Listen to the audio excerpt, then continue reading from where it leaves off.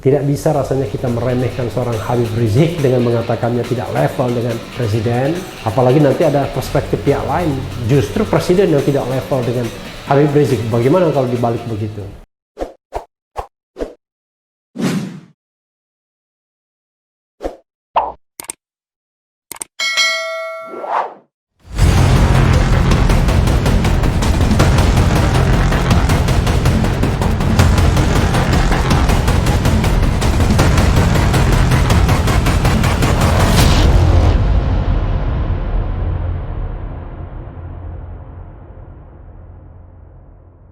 Assalamualaikum warahmatullahi wabarakatuh, Sobat RH sekalian. Jumpa lagi di channel yang keren ini, Keren Cadas.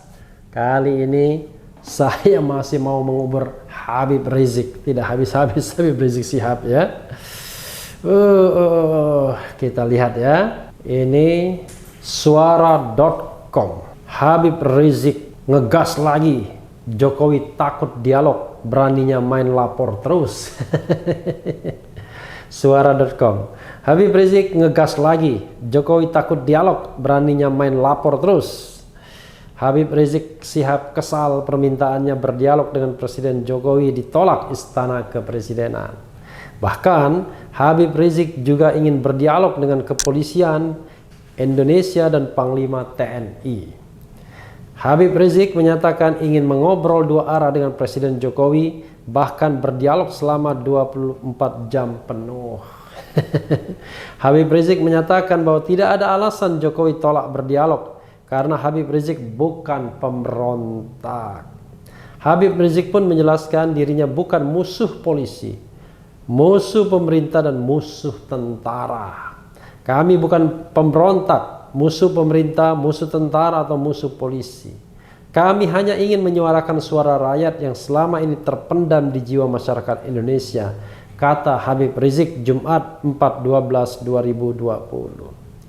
Sampai hari ini, saya masih mengajak pemerintah, apakah itu Presiden Jokowi, Ibu Megawati, Bapak Kapolri, atau Bapak Panglima TNI.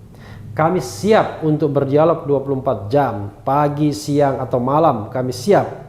Anda perlu berdialog dengan kami. Ayo kita berdialog, ujar Habib Rizik.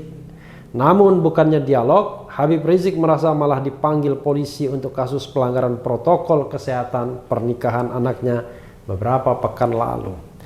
Kita sudah tawarkan dari kemarin-kemarin, tapi mengapa mereka tidak berani berdialog? Beraninya main lapor-laporan terus. Ya, apa boleh buat, saya terpaksa terima surat cinta mereka, sambungnya. Sebelumnya, tenaga ahli utama kantor staf Presiden KSP Doni Gahral Adian mengaku pihaknya tak pernah menghalang-halangi pertemuan Habib Rizik dengan Presiden Jokowi. Akan tetapi, untuk berdialog empat mata sebaiknya tak perlu. Sebab kata dia, diskusi tersebut tak akan berlangsung sesuai harapan. Pertama, tidak ada yang menghambat Presiden berdialog dengan Habib Rizik. Kemudian yang kedua, berdialog untuk apa? Tutur Doni kepada Suara baru-baru ini. Tidak bisa Jokowi berdialog dengan orang yang tidak bisa menggunakan akal sehatnya, yang ada caci maki, cacian, dan umpatan-umpatan kotor. Itu kan bukan level Presiden berdialog dengan orang semacam itu, tambahnya. Luar biasa ya. Padahal namanya presiden ya, jangankan dengan Habib Rizik, dengan rakyat yang nggak sekolah pun ya tidak apa-apa juga dia berdialog ya. Terserah dia, karena dia adalah bapak bagi kita semua harusnya, kan begitu. Karena dia adalah orang nomor satu yang harus mengayomi seluruh rakyat Indonesia, baik yang baik maupun yang bandel ya. Lebih lanjut, Doni menambahkan pihaknya hanya mau membuka gerbang dialog dengan tokoh-tokoh agama yang memiliki integritas serta kadar keilmuan tinggi. Luar biasa ya. Sebab dengan begitu, proses tukar pikiran bakal berlangsung baik tanpa ada umpatan atau perkataan yang tak perlu. Presiden berdialog dengan Buya Syafi'i Ma'arif, Profesor Azumardi Azra, Kiai Said Akil Siraj, itu bisa. Karena mereka orang-orang terdidik dengan integritas yang tinggi. Tapi dengan Habib Rizik mau bicara apa? Kalau isi mulutnya umpatan, fitnah, jadi tidak perlu didialogkan, kata dia. Luar biasa ya. Ya, kalau cara pandangnya begitu ya susah ya, kalau menurut saya. Karena yang dia sebut itu adalah orang yang selama ini memang selalu mengendorse pemerintah. Buya Syafi'i Ma'arif, Said Akhil Siraj kan selama ini sudah di BPIP, Badan Pembina Ideologi Pancasila, which is adalah part of government agency. Jadi tidak perlu lagi berdialog dengan orang yang sudah menjadi bagian dari pemerintahan. Azumardi Azra ya salah satu intelektual muslim yang perlu diajak berdialog. Dan saya kira masing-masing orang memiliki kelebihannya masing-masing. Mungkin Azumardi kuat di konsep, kuat di katakanlah perspektif, lebih dahulu menghasilkan karya-karya. Tapi kan dari sisi pengaruh terhadap masa secara real, mungkin Habib Rizik jauh lebih unggul. Artinya ada plus dan minus kalau kita mau melihat kelebihan dan kekurangan orang. Ya, dari kemampuan mempengaruhi massa juga begitu. Jadi sobat era sekalian, kalau sikap juru bicara istana sudah begini, wah ya berat.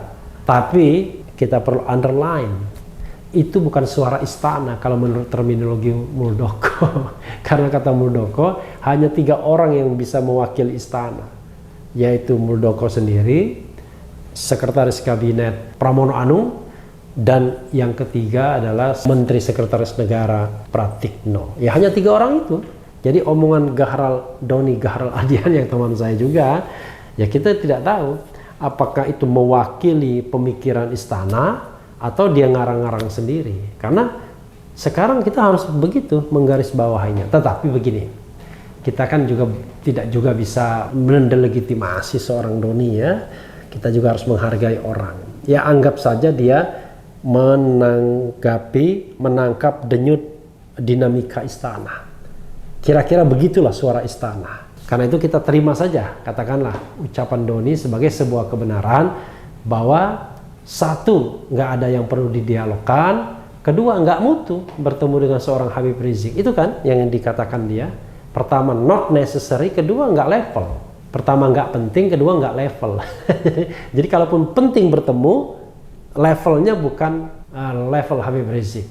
Yang bisa bertemu dia hanya sekelas Kiai Haji Akhil Siraj, hanya sekelas Buya Syafi'i Ma'arif, sekelas Azumardi Azra. Mungkin juga ulama-ulama lain yang ya barangkali selama ini tidak menunjukkan sikap konfrontatif. Mungkin kalau begitu caranya, ngapain lagi berdialog dengan orang yang sudah satu pemikiran? Justru dialog itu dengan orang yang berbeda pendapat, berbeda pemahaman, berbeda pemikiran, bukan orang yang satu arus.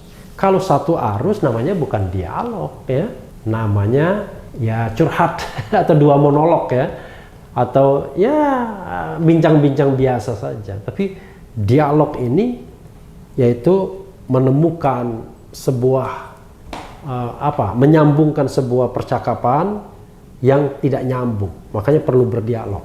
Tapi terhadap orang-orang yang sudah nyambung, ngapain lagi kita berdialog? Tanpa dialog pun kita sudah sepakat sama tokoh yang disebutkan tadi misalnya. Tapi kan Habib Rizik selalu mengkritik pemerintah. Nah, justru pemerintah harus menunjukkan, sini Habib Rizik, Anda selalu mengkritik kami. Apa sih salah kami? Habib Rizik tunjukkan. Kalau memang itu benar, ya terimalah sebagai sebuah kebenaran untuk perbaikan. Tapi kalau tidak benar, ya senyumin saja. Tinggal jelaskan begini, Habib, apa yang Anda sampaikan itu sudah keliru, tidak benar. Anda kan 3 tahun di luar negeri, perkembangannya tidak begitu lagi, atau bla bla bla bla dan lain sebagainya.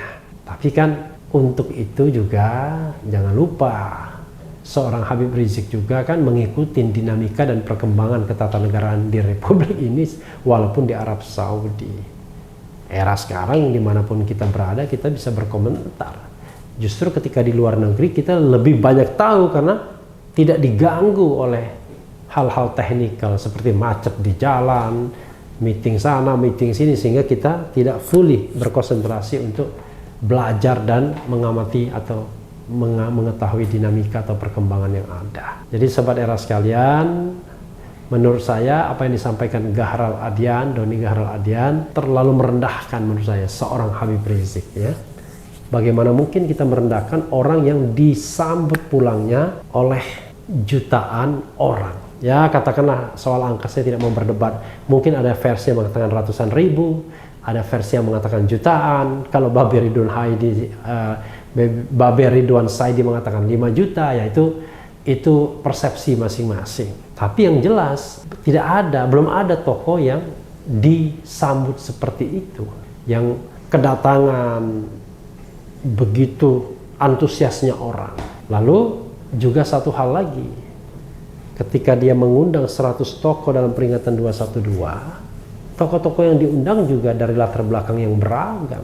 Walaupun memang mayoritas selama ini dikenal sebagai tokoh-tokoh yang kritis atau mengambil jarak terhadap kekuasaan. Tapi tidak apa-apa, karena itu menunjukkan bahwa lokus Habib Rizik, seperti yang dikatakan Rocky Gerung, dia sudah berkembang. Karena kalau lokusnya hanya di situ-situ saja, ya dia tidak akan menjangkau kemana-mana. Mungkin dia akan tetap menjadi kelompok atau pemimpin dari kelompok dalam tanda kutip preman berjubah seperti yang dituduhkan selama ini. Tapi sekarang setelah 15 tahun, setelah 20 tahun, karena ini tahun 98 ya, 98 berarti sudah 22 tahun, FPI sudah bermimikri. Rizik Syihab atau Habib Rizik juga sudah bermetamorfosis. Jadi tidak lagi sekedar hanya mengucapkan kata-kata ala Petamburan Tanah Abang yang kata Rocky Gerung. Sekali lagi saya kutip Rocky Gerung, paling aman mengutip Rocky Gerung, daerah Brooklyn kan begitu. Tetapi juga sekarang dia sudah menyelipkannya dengan ya ilmu-ilmu pengetahuan di luar yang dipahami atau dipelajarinya selama ini. Bahasa-bahasa yang disampaikan pun tidak hanya dalam satu perspektif kelompok Islam, tapi juga sudah menjangkau hal-hal yang sifatnya lebih nasional, lebih menjaring ya, lebih merangkul kelompok-kelompok lain. Ya terbukti misalnya tamu kita nanti akan kita sajikan, Lius Sungkarisma, punya pengalaman yang luar biasa dengan Habib Rizik. Saya belum pernah bertemu, mungkin besok-besok bisa bertemu kalau beliau sudah sembuh dan juga mau berdialog. Ya, saya juga mau berdialog kepada dia. Paling tidak bisa tukar ilmu pengetahuan dalam perspektif tata negaranya begini, dia bicara dalam perspektif apa yang dia sampaikan. Tapi sebagai orang hukum tata negara, saya melihat tidak ada persoalan ketika dia menyampaikan soal revolusi akhlak. Karena revolusi yang dia maksud adalah revolusi within the system. Revolusi yang masih dalam sistem. Sistem apa itu? Sistem Pancasila, sistem konstitusional demokrasi kita. Karena yang mau dihidupkan adalah nilai-nilai Pancasila. Jadi kalau kita mau menghidupkan nilai-nilai Pancasila, ya harus radikal. Nilai ketuhanan kita harus hidupkan secara radikal. Nilai kemanusiaan harus radikal. Nilai persatuan harus radikal. Kerakyatan juga begitu. Keadilan juga begitu. Agar masyarakat adil dan makmur, baldatun thayyibatun wa rabbun ghafur, itu lebih cepat tercapainya. Walaupun selalu ada gradasi, karena itu adalah unfinished project. Tapi paling tidak kita terus mendekat ke arah sana, bukan malah sebaliknya menyimpang dan menyerong kemana-mana. Jadi sobat era sekalian, tidak bisa rasanya kita meremehkan seorang Habib Rizik dengan mengatakannya tidak level dengan presiden. Apalagi nanti ada perspektif pihak lain, justru presiden yang tidak level dengan Habib Rizik. Bagaimana kalau dibalik begitu? Kan tidak bisa juga kita, karena masing-masing orang punya kelebihan dan kekurangan. Presiden Jokowi, dia presiden, walaupun cuma tamatan S1, kan begitu. Habib Rizik, walaupun dia tamatan S3, ya dia bukan presiden. Jadi orang ada kelebihan dan kekurangannya. Kita tidak bisa mengatakan kelebihan itu semata-mata dari kedudukan atau dari pendidikan. Tapi sebenarnya dari sejauh mana kita mau berkontribusi terhadap humanisme atau kemanusiaan. Sahabat era sekalian, yang penting tetap di channel ini, karena di channel ini Anda akan dirayu, ditipu, dibaperin, dicecar, diuber pula di jalur khusus. Karena channel ini adalah channel yang mengancam, memeras, dan membenci. Jangan lupa subscribe, like, comment, and share. Cheers.